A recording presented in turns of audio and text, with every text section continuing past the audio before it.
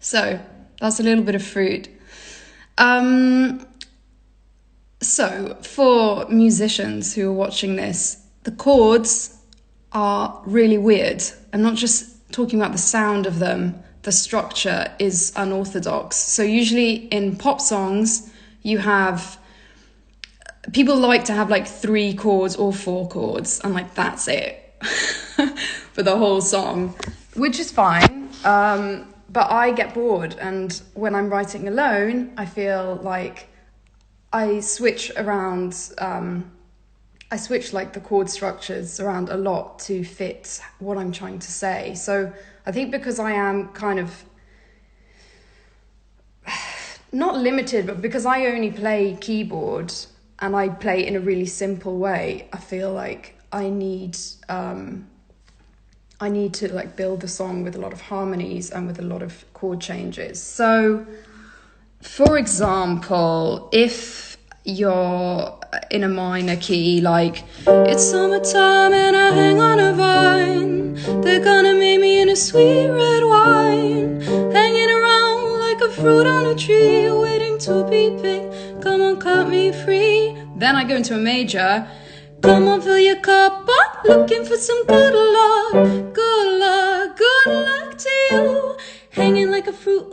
So it's kind of jarring. It's like a weird shift for people to hear, but it's also like a very addictive feeling for me anyway. Some people, they might think differently, but I do that a lot in my writing.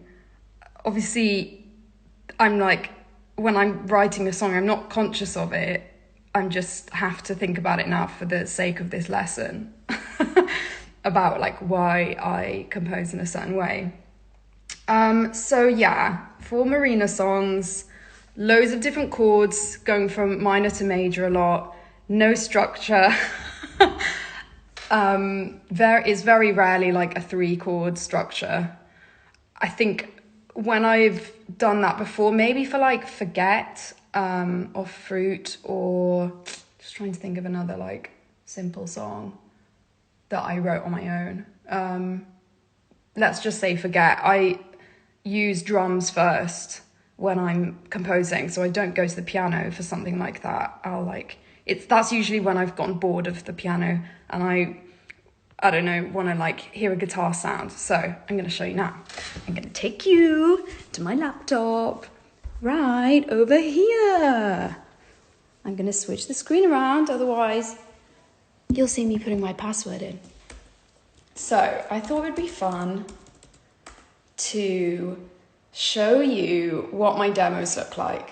So women, female artists often get discredited for their work. If we write songs and we like look a certain way or present ourselves a certain way, people assume that you don't write your own songs, that you don't produce your own demos. But in actual fact, a lot of people do, and I am one of them. I use usually like 30 to 40% of the stuff that I produce in my demos in the final recording. This is a very scratchy recording, you have to understand. Basically, I don't use a real mic when I'm just recording demos because I just like want to be fast. So the vocals are like quite scratchy, but here goes anyway. So, hang on. Here we go. So, this was the old version of Fruit.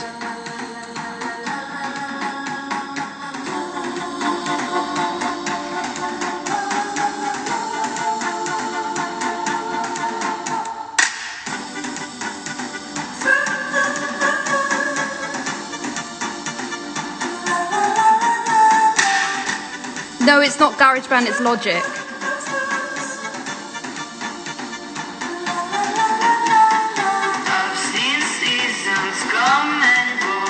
Like, can you hear that lead vocal? Very scratchy, but who cares? Okay, then we go to the pre.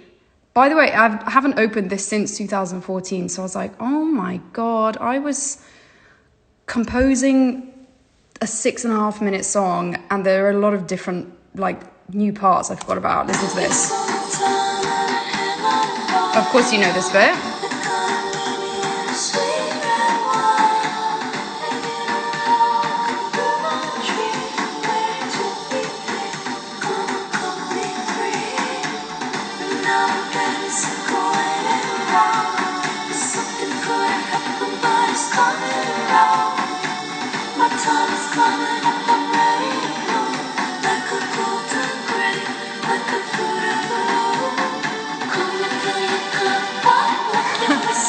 So we've got a sax here. Nice, right?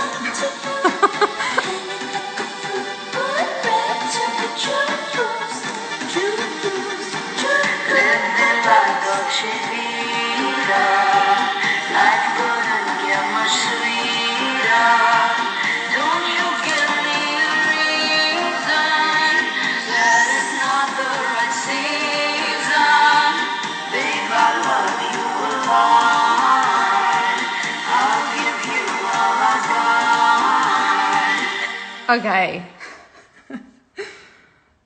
So you get the idea. And this, so I used to work on GarageBand. This is Logic, and it's very simple to use. The great thing about it is you can, let me just shift back to that screen. You know, you can just play in on your keyboard and you have strings, you have sax, you can, you know, they're very kind of like basic sounds, but you can just get the idea of what you want to do. I'm desperate to play you new music. I've been writing so much recently, but I just feel like, I don't know. Okay, let me answer some questions first. Any questions? I'm happy to answer.